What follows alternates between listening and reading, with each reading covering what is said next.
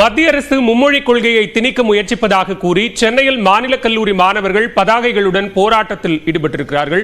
இது தொடர்பான கூடுதல் விவரங்களோடு இணைகிறார் சிறப்பு செய்தியாளர் கோகுல். விவரங்களை பதிவு செய்யலாம்.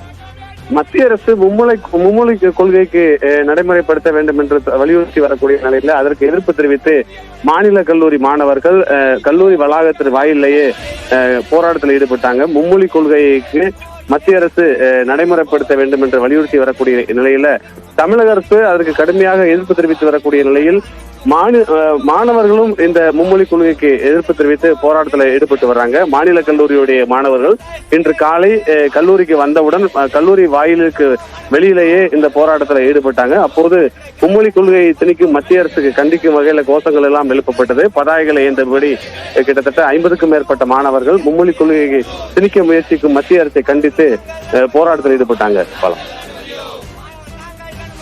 விவரங்களுக்கு நன்றி கோகுல்.